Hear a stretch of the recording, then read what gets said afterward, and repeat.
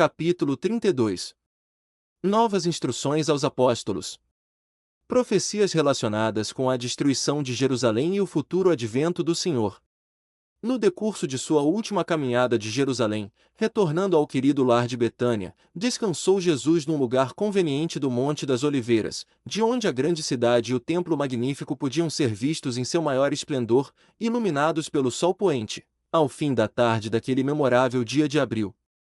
Enquanto se assentava em meditativo devaneio, aproximaram-se dele Pedro, Tiago, João e André, dentre os 12, e ele lhes deu instruções, embora provavelmente tenha falado a todos os apóstolos, compreendendo novas profecias a respeito do futuro de Jerusalém, Israel, e o mundo em geral. Sua fatídica predição, de que dos edifícios do templo nenhuma pedra restaria sobre outra, havia provocado pasmo e temor nos apóstolos de maneira que vieram a ele em particular, pedindo explicação. Dize-nos, pediram eles, quando serão essas coisas, e que sinal haverá da tua vinda e do fim do mundo? O caráter composto da pergunta indica o entendimento de que a destruição de que falará o Senhor deveria ocorrer em separado, e cronologicamente antes dos sinais que deveriam, em seguida, anunciar seu glorioso advento e o início ainda posterior da consumação muitas vezes chamada naquele tempo, como nos dias atuais, de o fim do mundo. A forma em que a questão foi proposta evidencia que admitiam que os acontecimentos deveriam seguir-se em rápida sucessão. A pergunta ligava-se especificamente ao tempo, quando deveriam acontecer aquelas coisas. A resposta não tratou de datas, mas de acontecimentos, e o espírito do discurso subsequente foi de advertência contra os enganos, e de admoestação para incessante vigilância. Acautelai-vos, que ninguém vos engane foi o primeiro e mais importante aviso, porque durante o tempo de vida da maioria daqueles apóstolos, muitos impostores blasfemos se levantariam, cada um deles afirmando ser o Messias. O retorno de Cristo à Terra como Senhor e Juiz era mais remoto do que qualquer dos 12 imaginava. Antes daquele glorioso evento, muitos acontecimentos maravilhosos e terríveis seriam testemunhados, dentre os mais próximos dos quais estavam guerras e rumores de guerras, causados por nações levantando-se contra nações, e reinos contra reinos, com um apavorante acompanhamento de fomes, pestes e terremotos em muitos lugares. Entretanto, todas essas coisas seriam apenas o começo das dores, ou da agonia vindoura. Aos apóstolos foi dito que esperassem por perseguições, não somente das mãos de indivíduos irresponsáveis, mas também instigadas por oficiais semelhantes àqueles que, no momento, tensionavam tirar a vida do próprio Senhor, e que os açoitariam nas sinagogas, os entregariam a tribunais hostis, os intimariam diante de governantes e reis, e até matariam alguns, tudo por causa de seu testemunho de Cristo.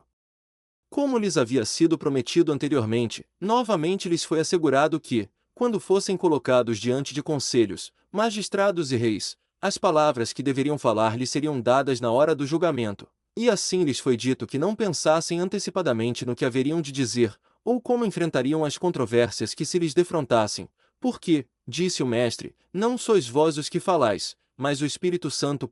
Ainda que se vissem desprezados e odiados pelos homens, e mesmo que devessem sofrer ignomínia, tortura e morte, ainda assim, no referente a seu bem-estar eterno, foi-lhes prometido tal certeza, que, em comparação, eles não perderiam nem o equivalente a um cabelo de sua cabeça.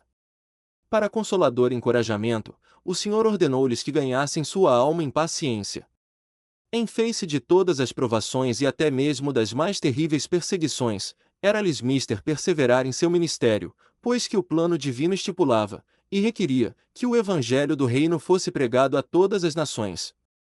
Seus labores seriam atrapalhados e combatidos pela propaganda revolucionária de muitos falsos profetas, e diferenças de credos destruiriam famílias e engendrariam tal rancor, que irmãos trariam irmãos e filhos se levantariam contra seus pais, acusando-os de heresias e entregando-os à morte. Até entre os que se haviam declarado discípulos de Cristo, muitos se ofenderiam e o ódio abundaria, o amor pelo Evangelho se esfriaria, e a iniquidade seria desenfreada entre os homens, e somente os que perseverassem até o fim de suas vidas, poderiam ser salvos. Desta pormenorizada previsão de condições então diretamente iminentes, o Senhor passou a outras circunstâncias que deveriam preceder imediatamente a destruição de Jerusalém e o total esfacelamento da nação judaica. Quando, pois, virdes que a abominação da desolação, de que falou o profeta Daniel, está no lugar santo, disse ele, de acordo com a narrativa de Mateus, e virtualmente da mesma forma como Marcos o registra, ou quando vir de Jerusalém cercada de exércitos, como escreve Lucas, sabei então que é chegada a sua desolação. Esse era um sinal definido que ninguém poderia confundir. Daniel, o profeta, havia previsto a desolação e as correspondentes abominações, que compreendiam o violento término dos rituais do templo, e a profanação do santuário de Israel por conquistadores pagãos. A veracidade da visão profética de Daniel deveria ser anunciada pelo sítio de Jerusalém por exércitos. Então, todos os que pudessem escapar deveriam apressar-se, da Judéia deveriam fugir para as montanhas, os que estivessem no eirado não teriam tempo de pegar seus bens, mas deveriam apressar-se em descer pelas escadas externas e fugir. O que estivesse nos campos faria melhor em partir sem antes voltar para casa, nem para pegar suas roupas. Terrível, certamente, seria aquele dia para as mulheres tolhidas pelas condições que acompanham a maternidade próxima, ou a responsabilidade de cuidar de crianças de peito. Todos fariam bem em orar, para que sua fuga anal fosse imposta no inverno, nem em dia de sábado, para que os cuidados com as restrições a viagens em dia de sábado, ou o fechamento usual das portas da cidade naquele dia, não reduzissem as oportunidades de escapar. As tribulações da ocasião então pronunciada seriam tais como nunca dantes aconteceram, em questão de horror, e nunca seriam igualadas, em todos os seus pavorosos detalhes, na história de Israel, em sua misericórdia. Porém, Deus havia decretado que o período medonho fosse abreviado por amor aos crentes eleitos, pois que, de outra forma, nenhuma carne em Israel seria salva com vida. Multidões cairiam pela espada, outras hostes seriam levadas em cativeiro, e assim seriam dispersadas entre todas as nações, e Jerusalém, o orgulho e vanglória da degenerada Israel, seria pisada pelos gentios, até que os tempos dos gentios se completem. Em todos os seus assustadores detalhes, a predição do Senhor foi realizada, conforme o atesta a história. Depois de passados aqueles tempos terríveis, e daí por diante, por um período não especificado, Satanás enganaria o mundo com doutrinas falsas, espalhadas por homens iníquos mascarados de ministros de Deus, que continuariam a clamar: eis aqui o Cristo. Ou, ei-lo ali. Contudo, contra todos esses, os 12 foram postos em guarda, e por intermédio deles e de outros mestres, que eles deveriam chamar e ordenar, seria o mundo advertido. Os profetas enganadores, emissários do diabo, seriam ativos, alguns atraindo o povo para os desertos, e impelindo-o para a vida eremítica de pernicioso ascetismo, outros insistindo em que Cristo poderia ser encontrado nas câmaras secretas da reclusão monástica, e alguns deles mostrando, pelo poder de Satanás, tais sinais e maravilhas, que, se possível fora, enganariam até os escolhidos. Porém, de todas essas tramas do príncipe do mal, o Senhor preveniu os seus: não lhes deis crédito. Acrescentou: eis que vou-lo tenho predito. No dia do advento do Senhor em glória e vingança, ninguém ficará em dúvida. Não haverá oportunidade para pretensões conflitantes entre seitas contendoras, porque, assim como o relâmpago sai do Oriente e se mostra até ao Ocidente, assim será também a vinda do Filho do Homem. A coligação de Israel nos últimos dias foi pintada como a afluência de águias ao lugar onde o corpo da Igreja seria estabelecido. A ordem cronológica das ocorrências preditas que estivemos considerando até agora, neste maravilhoso discurso sobre as coisas vindouras, é clara. Em primeiro lugar, haveria um período de virulenta perseguição aos apóstolos e à Igreja da qual teriam que cuidar. Aí, seguir-se-ia a destruição de Jerusalém, com todos os horrores de uma guerra desapiedada, e isso, por sua vez, seria seguido por um longo período de política clerical e apostasia, com ardente dissensão sectária e cruéis perseguições aos justos. A breve referência aos fenômenos universais não localizados, pelos quais será assinalado seu advento, é uma demonstração entre parênteses, das falsas afirmações a respeito de onde Cristo seria encontrado. Mais tarde, o Senhor passou a referir-se, de maneira clara e inquestionável, às circunstâncias de seu advento ainda futuro. Seguindo-se ao período de credos feitos pelos homens e de ministério não autorizado, característicos da grande apostasia, ocorrências maravilhosas deverão manifestar-se por meio das forças da natureza, e o sinal do Filho do Homem finalmente aparecerá. E disso um sinal paralelo será o encaminhamento do grupo dos eleitos, de todas as partes da terra, para os lugares determinados. O dever que Jesus impôs aos apóstolos como de primeira importância através de todas as vindouras cenas de dor, sofrimento e perturbação, foi o da vigilância. Eles deveriam orar, vigiar e trabalhar diligentemente e com fé inabalável. A lição foi ilustrada com uma analogia magistral que, sob uma classificação ampla, pode ser chamada de parábola. Chamando a atenção para as figueiras e outras árvores que floresciam nas ensolaradas encostas do Monte das Oliveiras, o mestre disse: Olhai para a figueira e para todas as árvores. Quando já tem rebentado, vós sabeis por vós mesmos, vendo-as, que perto está já o verão. Assim também vós, quando virdes acontecer estas coisas, sabei que o reino de Deus está perto. A respeito da figueira em particular, o Senhor comentou: quando já os seus ramos se tornam tenros e brotam folhas, sabeis que está próximo o verão. Esse sinal de eventos próximos aplicava-se, igualmente, às condições premonitórias que anunciariam a queda de Jerusalém e o término da autonomia judaica, como também aos acontecimentos pelos quais o segundo advento do Senhor será imediatamente precedido. A declaração seguinte, na ordem dos registros dos evangelhos, diz: Em verdade vos digo que não passará esta geração sem que todas estas coisas aconteçam. Isto pode ser compreendido como aplicável à geração em que os portentosos fatos, antes descritos, se cumpririam. No que se refere às previsões relacionadas com a destruição de Jerusalém, foram literalmente cumpridas dentro do período natural de vida de vários apóstolos e de multidões de contemporâneos deles. Quanto às profecias do Senhor, relativas ao anúncio de sua segunda vinda, deverão cumprir-se dentro da geração que testemunhar o princípio de sua realização. A certeza do cumprimento foi acentuada pelo Senhor na afirmação profunda: o céu e a terra passarão, mas as minhas palavras não hão de passar. Todas as especulações concernentes ao tempo da aparição do Senhor, sejam baseadas em hipótese, dedução ou cálculo de datas, foram frustradas pela afirmativa de Cristo: mas daquele dia e hora ninguém sabe, nem os anjos do céu, mas unicamente meu Pai. Que seu advento em poder e glória deverá ser súbito e inesperado para o mundo descuidado e pecador, porém em sequência imediata aos sinais que os vigilantes e devotos serão capazes de ler e entender, ficou claro pela comparação com as condições sociais dominantes no tempo de Noé, quando, a despeito das profecias e advertências, o povo havia prosseguido em suas festas e divertimentos, em casar-se e dar-se em casamento, até o próprio dia da entrada de Noé na arca, e não o perceberam, até que veio o dilúvio, e os levou a todos. Assim será também a vinda do Filho do Homem.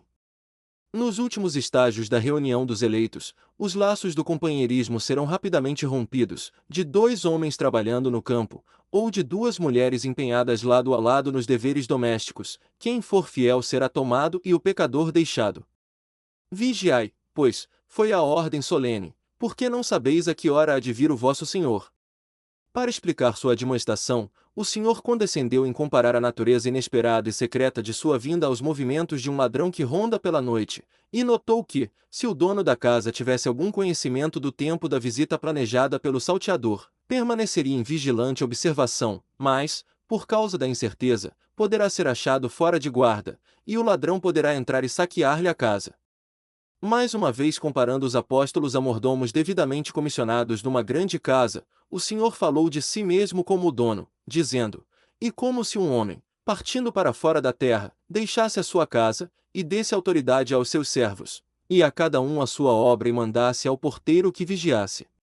Vigiai, pois, porque não sabeis quando virá o Senhor da casa, se à tarde, se à meia-noite, se ao cantar do galo, se pela manhã, para que, vindo de improviso, não vos ache dormindo.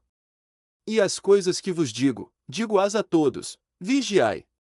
Se, porém, o mordomo se tornar negligente por causa da longa ausência de seu senhor, e der-se a festejos e prazeres não autorizados, ou tornar-se déspota e injusto para com seus conservos, seu senhor virá numa hora em que menos o espera, e remeterá aquele servo iníquo para um lugar entre os hipócritas, onde verterá amargas lágrimas de remorso, e rilhará os dentes em impotente desespero. A necessidade de vigilância e diligência ilustrada por parábolas, a fim de infundir na mente dos apóstolos, e, através do subsequente ministério deles, na de todo o mundo a absoluta necessidade de incessante vigilância e inabalável diligência, em preparação para a vinda do Senhor em julgamento, Jesus pintou em parábolas as esperadas condições da humanidade nos últimos tempos. O primeiro desses retratos ilustrativos é a parábola das 10 virgens. A única narração que temos é a de Mateus, nos seguintes termos: Então o reino dos céus será semelhante a 10 virgens que, tomando as suas lâmpadas, saíram ao encontro do esposo. E 5 delas eram prudentes, e 5 loucas. As loucas, tomando as suas lâmpadas, não levaram azeite consigo. Mas as prudentes levaram azeite em suas vasilhas, com as suas lâmpadas. E, tardando o esposo, tosquenejaram todas e adormeceram. Mas à meia-noite ouviu-se um clamor: aí vem o esposo, saí-lhe ao encontro. Então todas aquelas virgens se levantaram, e prepararam as suas lâmpadas. E as loucas disseram às prudentes: dai-nos do vosso azeite, porque as nossas lâmpadas se apagam. Mas as prudentes responderam, dizendo: não seja caso que nos falte a nós e a vós, ide antes aos que o vendem, e comprai-o para vós. E, tendo elas ido comprá-lo, chegou o esposo, e as que estavam preparadas entraram com ele para as bodas, e fechou-se a porta. E depois, chegaram também as outras virgens, dizendo: Senhor, Senhor, abre-nos. E ele, respondendo, disse: em verdade vos digo que vos não conheço. Vigiai, pois, porque não sabeis o dia nem a hora em que o Filho do Homem há de vir. A história baseava-se em costumes orientais, com que os atentos ouvintes do Senhor estavam familiarizados. Era comum e ainda é, naquelas terras, particularmente em relação às festas de casamento na classe abastada, ir o noivo à casa da noiva, acompanhado por seus amigos em forma processional, e mais tarde conduzir a noiva à sua nova casa com um grupo ainda maior de acompanhantes, constituído de cavalheiros e damas de companhia, parentes e amigos. À medida que o cortejo nupcial avançava, acompanhado por música alegre, ia sendo engrossado por pequenos grupos que se lhe juntavam em lugares convenientes ao longo do caminho, e especialmente no fim do percurso, onde grupos organizados vinham encontrar a procissão que se aproximava. As cerimônias nupciais eram marcadas para a tarde e a noite, e o uso necessário de tochas e lâmpadas dava brilho e acrescentava beleza à cena. Na parábola, 10 damas estavam esperando para dar boas-vindas ao grupo e a ele se juntar, mas a hora de sua chegada era incerta. Cada qual tinha sua lâmpada presa à extremidade de um bastão, para ser mantida no alto durante a marcha festiva, mas das 10 virgens, 5 haviam sabiamente levado um suprimento extra de óleo, enquanto as outras 5, provavelmente confiando em que não haveria muita demora, ou imaginando que teriam possibilidade de tomar de empréstimo de outras, ou quiçá por não terem pensado no assunto por negligência, não tinham outro óleo em suas lâmpadas além da carga com que haviam saído inicialmente. O noivo tardou, e as virgens ficaram com sono e adormeceram. À meia-noite, os precursores do grupo nupcial proclamaram em altas vozes que o noivo se aproximava, e gritaram com pressa: saí ao seu encontro. As 10 virgens, agora despertas e ansiosamente ativas, puseram-se a preparar suas lâmpadas. Nessa hora, as sábias acharam uso para o óleo de seus frascos, enquanto as 5 descuidadas lastimavam sua condição de penúria, porque suas lâmpadas estavam vazias e não tinham óleo para reabastecê-las. Apelaram para suas irmãs mais sábias, pedindo-lhes que repartissem seu óleo, mas elas se negaram, porque numa hora de tal necessidade, dar de seu suprimento significaria colocarem-se elas próprias em despreparo, de vez que havia óleo apenas para suas próprias lâmpadas. Em lugar de óleo, elas podiam dar apenas conselho às suas infortunadas irmãs, as quais sugeriram que fossem à loja mais próxima e comprassem óleo para seu uso. Enquanto as virgens nécias estavam fora, em busca de óleo, o grupo nupcial passou, entrando na casa em que estava preparada a festa, e a porta foi fechada para todos os retardatários. Mais tarde, as virgens imprudentes, atrasadas para participarem da entrada processional, chamaram do lado de fora, pedindo para serem admitidas, mas o noivo não atendeu a seus rogos, e negou qualquer conhecimento com elas, já que não haviam sido incluídas entre os seus acompanhantes nem entre os da noiva. O noivo é o Senhor Jesus. A festa das bodas simboliza sua vinda em glória, para receber para si mesmo a igreja na terra como sua noiva. As virgens tipificam aqueles que professam crer em Cristo e que, por isso, confiantemente esperam ser incluídos entre os abençoados participantes da festa.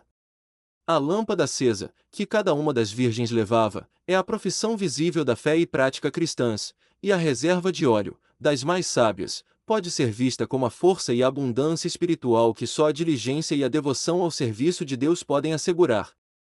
A falta de óleo suficiente, da parte das virgens imprudentes, é análoga à escassez de terra no campo pedregoso, onde a semente prontamente brotou, mas cedo feneceu. A vinda do noivo foi súbita, ainda assim, as virgens não foram consideradas culpadas pela surpresa da anunciação abrupta, mas as 5 insensatas sofreram os efeitos naturais de seu despreparo. A recusa das virgens prudentes em dar de seu óleo, em momento tão crítico, não deve ser vista como descaridade. A circunstância representa o fato de que, no dia do julgamento, cada alma terá que responder por si mesma. Não há maneira pela qual a retidão de um possa ser creditada à conta de outrem. A doutrina da superrogação é inteiramente falsa. O repúdio condenatório do noivo, "Não vos conheço", era equivalente a uma declaração de que aquelas que imploravam mais que eram negligentes, e que haviam sido surpreendidas em despreparo, não o conheciam. O emprego da parábola e sua riqueza de esplêndida sugestão estão sumariados de maneira magistral no impressivo aviso do Senhor: "Vigiai, pois, porque não sabeis o dia nem a hora em que o Filho do Homem há de vir." O cumprimento das predições encerradas nesta preciosa parábola fica ainda no futuro, porém está próximo. Em 1831, o Senhor Jesus Cristo revelou novamente as indicações pelas quais pode ser percebida a iminência de seu glorioso advento. Pela boca de seu profeta Joseph Smith, ele assim falou: "E nesse dia, quando eu vier em minha glória, cumprir-se-á a parábola de que falei concernente às 10 virgens. Pois aqueles que são prudentes e tiverem recebido a verdade e tomado o Santo Espírito por seu guia e não tiverem sido enganados, em verdade vos digo que não serão cortados e lançados no fogo, mas suportarão o dia. E a terra ser-lhes dada por herança e multiplicar-se-ão e tornar-se-ão fortes, e seus filhos crescerão sem pecado para a salvação. Porque o Senhor estará em seu meio e sua glória estará sobre eles, e ele será seu rei e seu legislador." Discursando ainda em solene fervor aos apóstolos enquanto as sombras do entardecer caíam sobre o Monte das Oliveiras, o Senhor pronunciou a última de suas parábolas registradas. Conhecemo-la como parábola dos talentos. Porque isto é também como um homem que, partindo para fora da terra, chamou os seus servos, e entregou-lhes os seus bens, e a um deu 5 talentos, e a outro 2, e a outro 1, a cada um segundo a sua capacidade, e ausentou-se logo para longe.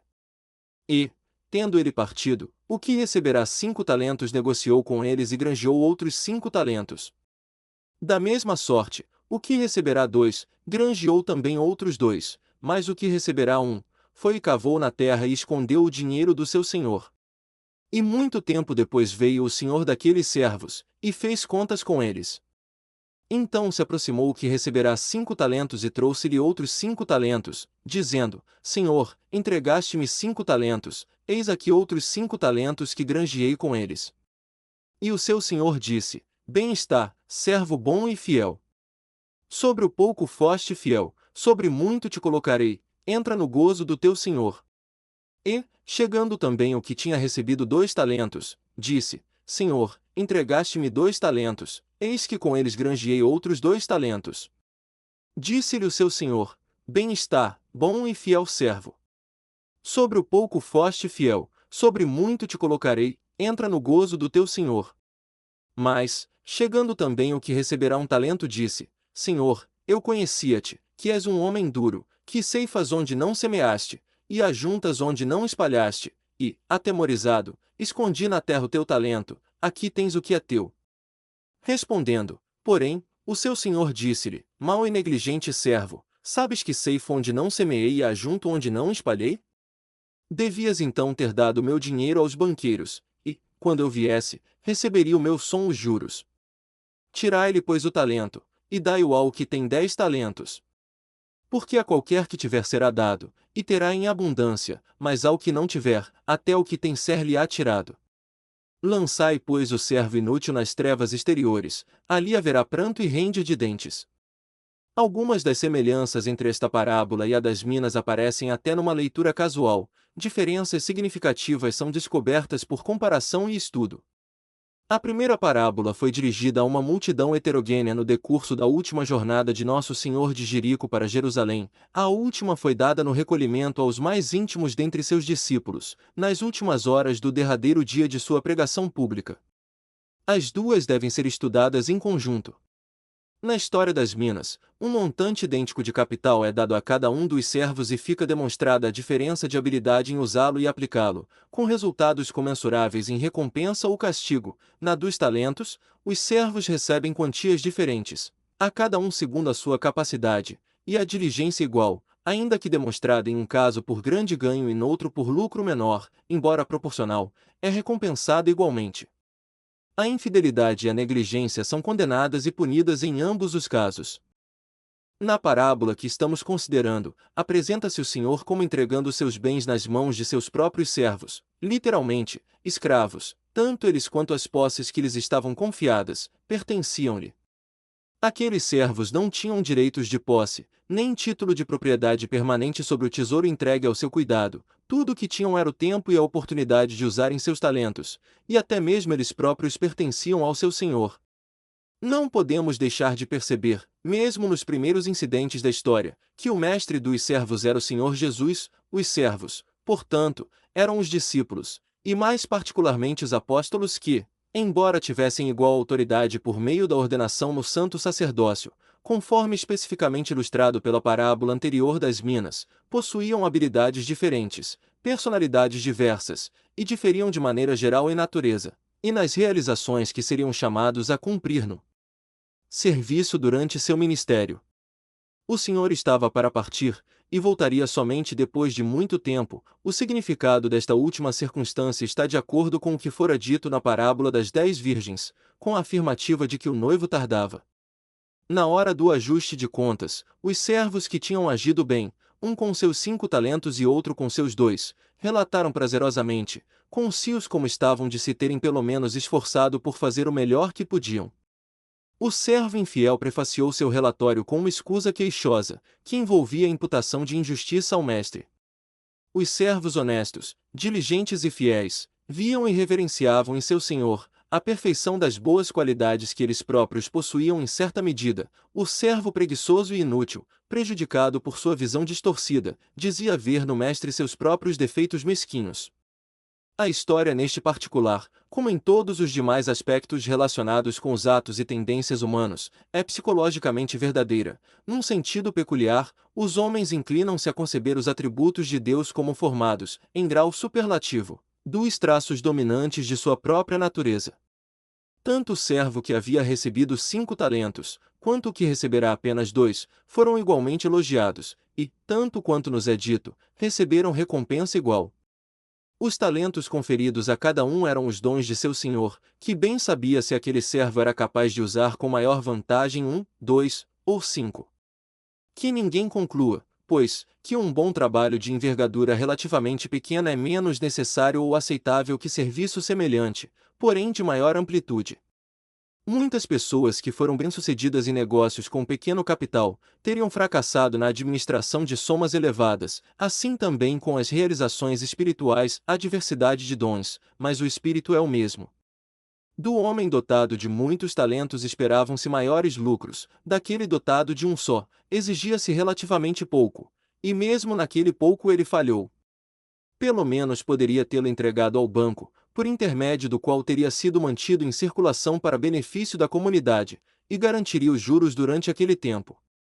De maneira semelhante, na aplicação espiritual, um homem possuidor de qualquer dom valioso, como habilidade musical, eloquência, destreza em trabalho manual, ou algo parecido, deveria usar esse dom integralmente, para que ele próprio, ou outros, pudessem ser beneficiados. Entretanto, se for muito negligente em exercitar seus dons em serviço independente, poderá ajudar outros em esforços úteis, quando menos por meio de estímulo. Quem duvidaria de que, no espírito do ensinamento do Senhor, se aquele homem houvesse duplicado seu único talento, teria sido tão cordialmente elogiado e tão abundantemente recompensado quanto foram seus companheiros mais altamente dotados e mais fiéis? É notável que o Senhor não se tivesse dignado refutar o pronunciamento do servo infiel quanto à sua retidão. O espírito da resposta foi o mesmo já expresso na parábola anterior: mau servo, pela tua boca te julgarei. O homem inútil procurou escusar-se com o subterfúgio vil, mas tão comum, de insolentemente lançar a culpa em outrem, que neste caso, era o seu senhor. Os talentos não são dados para serem enterrados e depois desencavados, devolvidos sem desenvolvimento, tresandando a terra e embotados pela corrosão do desuso. O talento não utilizado, com justiça, foi tomado daquele que o havia considerado de tão pouco valor, e dado ao que, embora possuísse muito, seria capaz de usar o talento adicional para seu próprio benefício, para o bem de seus companheiros, e para a glória de seu Senhor. O julgamento inevitável. O Senhor havia pronunciado sua última parábola. Em palavras simples ainda que embebidas da beleza de uma analogia notável, incutiu ele nos atentos discípulos a certeza do julgamento que há de visitar o mundo no dia de seu retorno. Então o trigo será apartado do joio, e as ovelhas dos bodes. E quando o Filho do Homem vier em sua glória, e todos os santos anjos com ele, então se assentará no trono da sua glória, e todas as nações serão reunidas diante dele, e apartará uns dos outros, como o pastor aparta dos bodes as ovelhas, e porá as ovelhas à sua direita, mas os bodes à esquerda. Aos que estiverem à sua direita, o rei dará elogios e bênçãos, concedendo-lhes rica recompensa por suas boas obras, conforme for atestado pelos famintos que alimentaram, os sedentos a quem deram de beber, os estrangeiros que acolheram, os nus a quem vestiram, os doentes a quem tiverem ministrado, os prisioneiros que visitaram e encorajaram, misericórdias essas que lhes serão creditadas como se houvessem prestado ao Senhor pessoalmente. O abençoado grupo, transbordante com a plenitude da generosidade do rei, que julgavam não merecer, mostrar-se-á pronto a negar os métodos que lhes forem atribuídos. O rei, respondendo, lhes dirá: em verdade vos digo que, quando fizestes a um destes meus pequeninos irmãos, a mim o fizestes. Aos que esperam à esquerda em aterradora expectação, o rei lembrará suas inúmeras deficiências, por não lhe terem dado comida nem bebida, abrigo ou vestes, a despeito de suas necessidades, nem tampouco o haviam visitado enquanto doente, nem ministrado às suas carências quando jazia na cela de uma prisão. No desespero da angústia, eles lhe perguntarão quando e onde haviam tido tal oportunidade de confortá-lo, e ele lhes responderá: em verdade vos digo que quando a um destes pequeninos o não fizestes, não o fizestes a mim. Os justos serão recebidos com as palavras: vinde, benditos de meu Pai. Os iníquos ouvirão a terrível sentença: apartai-vos de mim, malditos. Vida eterna é o inefável prêmio, punição sem fim a sentença insondável. Encaradas como um só discurso, as duas parábolas e o ensinamento que seguiu diretamente, encontramos uma tal unidade de objeto e inteireza de tratamento que dão ao todo, tanto beleza, quanto valor, acima da soma das qualidades apresentadas pelas várias partes. Vigilante expectação na causa do Senhor, e os perigos do despreparo são exemplificados na história das virgens, diligência no trabalho e os resultados calamitosos da preguiça são traços preponderantes da narrativa sobre os talentos.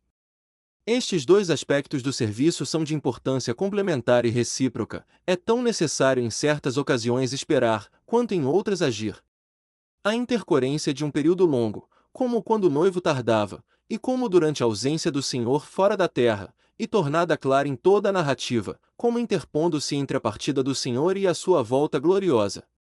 A absoluta certeza da vinda de Cristo para executar julgamento sobre a terra, no qual cada alma receberá de acordo com seus merecimentos, é o resumo sublime desse discurso inigualável.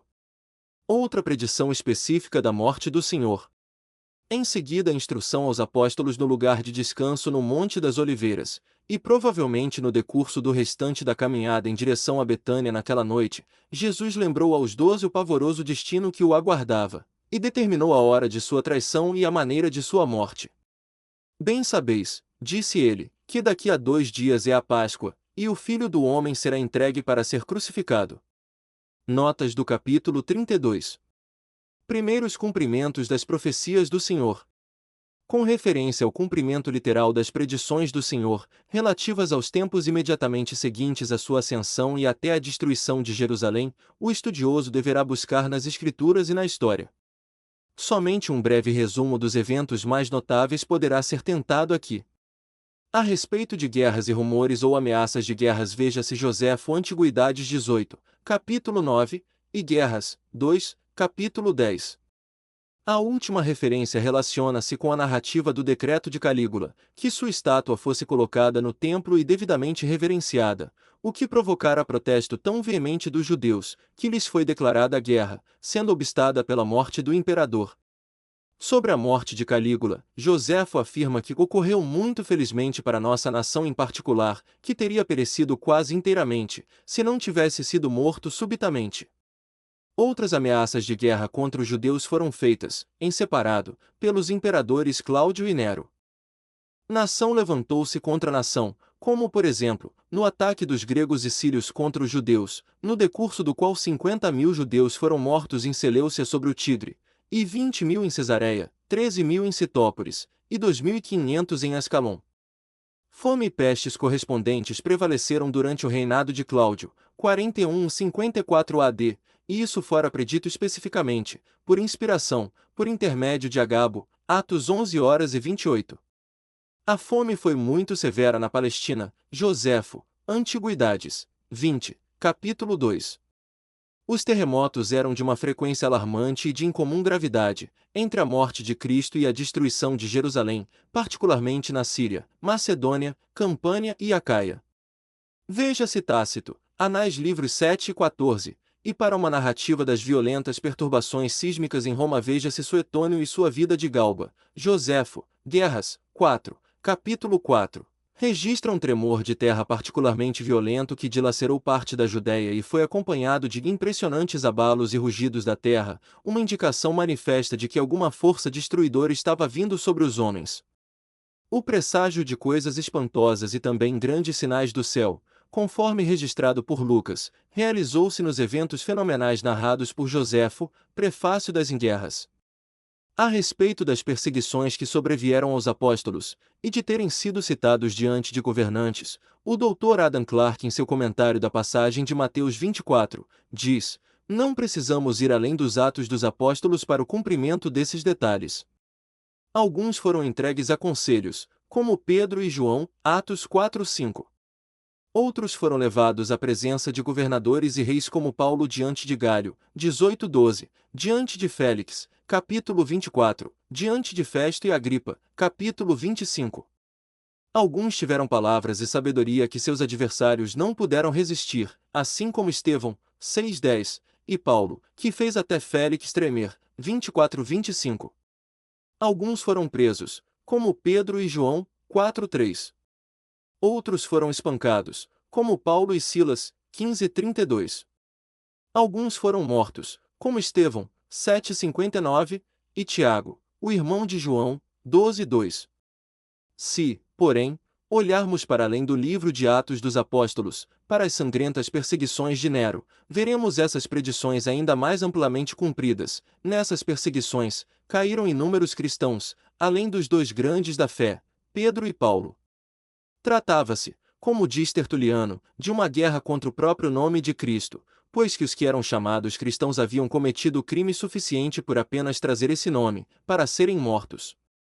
Assim, mostrava-se verdadeira a palavra de nosso Salvador, de que seriam odiados por todos os homens por amor de seu nome. Entre os falsos profetas, e homens que afirmavam ser ministros de Cristo devidamente credenciados, estavam Simão, o mago, que levou muita gente atrás de si, Atos 8, 9, 13, 18, 24. Ver também a grande apostasia 7, 1, 2, Menandro, 12 Teudas, e os falsos apóstolos citados por Paulo, 11 Coro 11, 13, e outros tais como Himeneu e Fileto, 2 Tim. 2, 17,18. O comentário de Dumelo cita aqui o relato de Joséfo concernente a um grupo de homens iníquos, que enganaram e iludiram o povo com a jactância de divina inspiração, e convenceram a multidão a agir como loucos, e foram à frente do povo para os desertos, fazendo crer que Deus ali lhes mostraria os sinais da vitória. Compare-se 2 Pedro 2:1, com e João 2:18, 4:1. Que o amor de muitos esfriou, tanto antes quanto depois da destruição de Jerusalém, é atestado pelos fatos da apostasia mundial, que resultou da corrupção interna e da perseguição dos estranhos à Igreja, ver Grande Apostasia, Caps 3:9. A pregação do Evangelho do Reino em todo o mundo foi uma característica não menos essencial do período apostólico, do qual o é da atual, ou última dispensação. Registra-se a rápida difusão do Evangelho e o crescimento fenomenal da Igreja sob a direção dos apóstolos antigos como uma das maravilhas da história, a Grande Apostasia, 1:21, e citações de Eusébio. Paulo, escrevendo ao redor de 30 anos após a ascensão de Cristo, afirma que o Evangelho já havia sido levado a toda nação, e pregado a toda criatura que há debaixo do céu. Col 1:23, comparar com verso 6. A abominação da desolação citada pelo Senhor, da profecia de Daniel, foi estritamente cumprida na investida do exército romano contra Jerusalém. Compare-se com Luque 21:20, 21. Para os judeus, as insígnias e imagens dos romanos eram uma repelente abominação. Joséfo, Guerras, capítulo 6, afirma que as insígnias romanas haviam sido instaladas dentro do templo e que a soldadesca oferecerá sacrifícios diante delas. A advertência a todos para que fugissem de Jerusalém e da Judéia para as montanhas, quando os exércitos começassem a circundar a cidade, foi seguida de maneira tão completa pelos membros da Igreja, que, de acordo com os mais antigos escritores da Igreja, nenhum cristão pereceu no terrível cerco. Ver Eusébio, História Eclesiástica, livro 3, capítulo 5. O primeiro cerco, efetuado por Galo, foi inesperadamente suspenso, e antes que os exércitos de Vespasiano tivessem chegado aos muros, todos os judeus que tinham fé nas advertências de Cristo aos apóstolos, e destes ao povo, fugiram para além do Jordão, e congregaram-se principalmente em Pela. Comparar com Joséfo, Guerras 2, cap. 19. Quanto aos horrores do cerco nunca dantes presenciados, e que culminaram na completa destruição de Jerusalém e do templo, veja-se Joséfo, Guerras 2, caps 3 e 4. Esse historiador calcula o número dos mortos só em Jerusalém, em 1.100.000, e em outras cidades e zonas rurais mais 1/3. Dezenas de milhares foram levados cativos, mais tarde vendidos como escravos, ou para serem mortos pelos animais ou em combates de gladiadores na arena, para divertimento dos espectadores romanos.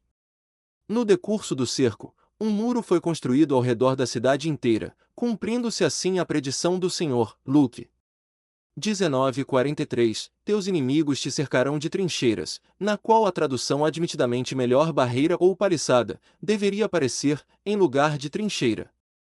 Em setembro do ano 70 AD, a cidade caiu nas mãos dos romanos e sua destruição posterior foi tão completa, que o lugar chegou a ser arado. Jerusalém foi pisada pelos gentios, e desde aí, tem estado sob o domínio deles, e assim continuará a ser, até que os tempos dos gentios se completem. Luque 21:24. Nos desertos e no interior das casas.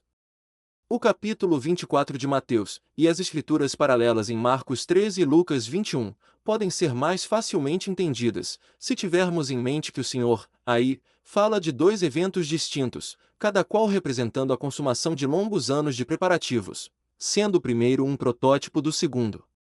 Muitas das predições específicas são aplicáveis tanto ao tempo que precedeu a destruição de Jerusalém, quanto aos acontecimentos do tempo subsequente até a segunda vinda de Cristo. A passagem em Mateus 24:26 pode receber essa aplicação dupla.